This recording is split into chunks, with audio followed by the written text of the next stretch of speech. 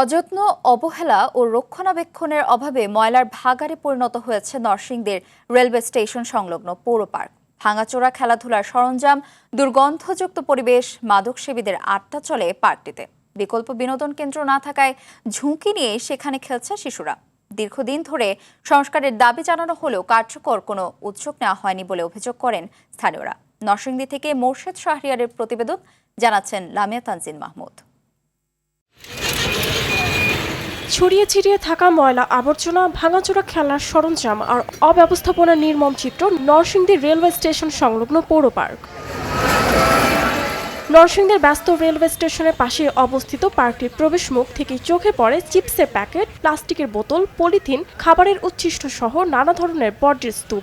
জমে থাকা আবর্জনা থেকে ছড়াচ্ছে দুর্গন্ধ। পরিচ্ছন্নতার অভাবে যেমন নষ্ট হচ্ছে পার্কের সৌন্দর্য, তেমনি স্বাস্থ্য ঝুঁকিতেও পড়ছেন দর্শনার্থীরা। পর্যটনদের জন্য একটি বিশ্বস্ত জায়গা হতে পারতো, সেই জায়গাটি আসলে পৌর কর্তৃপক্ষের অব্যবস্থাপনায় এবং বেখেয়ালিতে আজকে এটি ময়লার ভাগাড়ে রূপান্তরিত হয়েছে। আস্তে আস্তে মানুষের আধিপত্য বিস্তার করতেছে। এখন কাউকে কিছু বলতে গেলে যে কোনো একজন তাদেরকে শেল্টার দিতেছে, যার কারণে তারা ছোট ছোট যে দোকানগুলো এগুলা করতে পারতেছে। আমরা চাই না যে আমাদের পৌর পার্কটা এরকম একটা পরিবেশ থাকুক। আমরা চাই পৌর পার্কটা পরিষ্কার করা হোক। বাংলাদেশ রেলওয়ের জায়গায় পার্কটি হওয়ায় বড় ধরনের উন্নয়ন কাজে সীমাবদ্ধতা রয়েছে বলে দাবি করেন পৌর প্রশাসক। কোটি কোটি টাকা খরচ করে পার্ক বানানোর পর রক্ষণাবেক্ষণ না করে মাদকসেবী আর প্রভাবশালীদের অভয়ারণ্য বানিয়ে রাখা স্রেফ উদাসীনতা নয়, বরং জনগণের করের টাকার চরম অপচয় বলে মনে করছেন সংশ্লিষ্টরা।